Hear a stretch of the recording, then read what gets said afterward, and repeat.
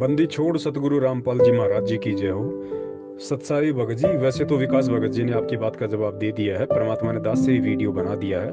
फर्क इतना है कि विकास भगत जी आपके सवाल को थोड़ा सा समझ नहीं पाए। आप जी ने लिखा यदि जुएं और कीड़े लग जाएं तो एक होता है लग जाना, एक होता है पड़ जाना।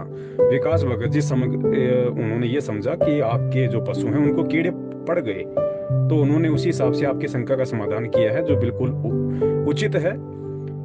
क्योंकि अब बहुत सारे भगत यहाँ पे ये सवाल कर देंगे कि भाई विकास भगत जी के इस जवाब के अगेंस्ट कि भाई वो जो कीड़े हैं जो उस गाय या भैंस के अंदर जो पड़े हुए हैं, आप कह रहे हो कि भाई आप दवाई वगैरह का इस्तेमाल कर सकते हो, तो वो कीड़े भी तो परमात्मा की आत्माएं हैं, क्या वो जीव हत्या नहीं होगी?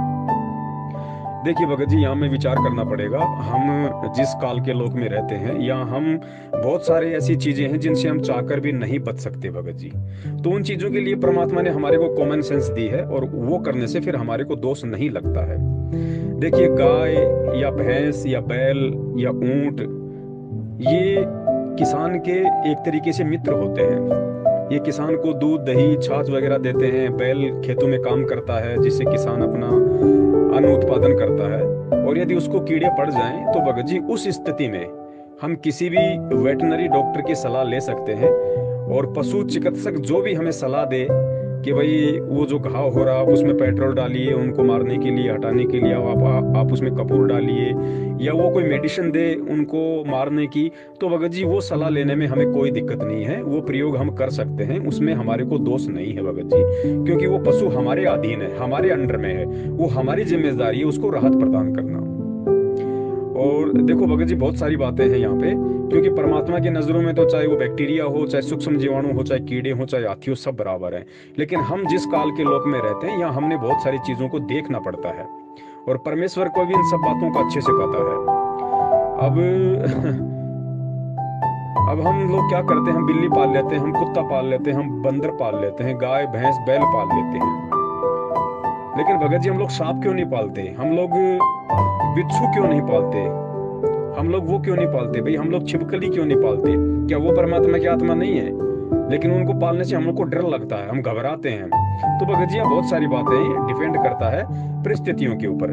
तो पालतू जो पशु होते हैं वो हमारे अधीन होते हैं, और वो बहुत सारे हमारे को वो चीजें देते हैं, दूध देते हैं, दही देते हैं, खेतों में काम आते हैं, उनका गोबर काम आता है। तो हमारी जिम्मेदारी बनती है कि हम उनको खाना भी खिलाएं, हम उनकी सुरक्षा भी करें, देखभाल भी करें, हम उनको अन्य जानवरों से भी बचाएं। तो ऐसी स्थिति में दास को लगता है परमेश्वर के ज्ञान आधार से यदि किसी जानवर को कीड़े पड़ जाएं, तो उस स्थिति में हम डॉक्टर की सलाह जरूर लें, और जैसा भी ट्रीटमेंट डॉक्टर बताए वो हमें अवश्य करना चाहिए। उसमें दास को लगता है ज्ञान आधार नहीं है, और यदि कहीं दास इसमें दोषी है तो दास भी फिर परमात्मा से क्षमा प्रार्थी है। लेकिन दास को लगता नहीं, जहां तक परमात्मा प्रेरणा कर रहे हैं, कि इस तरीके से हमें कोई दोष होगा। सत साहिब, जय हो बंदी छोड़ की। और एक बात और बताई विकास भगत जी ने कि भाई विश्वास और भक्ति ये बहुत ज्यादा काम आती है। बिल्कुल सत्य बात है, क्योंकि परमेश्वर सत्संग में कहते हैं कि जिस घर में परमात्मा की वाणी चलती है, आरती सत्संग सुमरन होता है, ज्योत जलती है, वहां पे उस व्यक्ति के जो पशु होते हैं उसको भी परमात्मा राहत प्रदान करता है।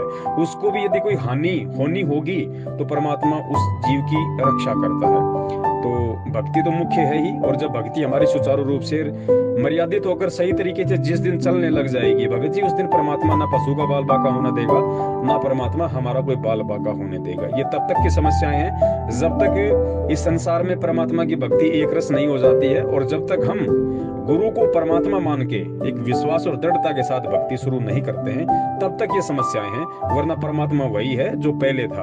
अंतर केवल आप और हमारे अंदर है, हमारे विश्वास में कमी है, परमात्मा में कमी नहीं है। सत साहिब, जय हो बंदी छोड़ के।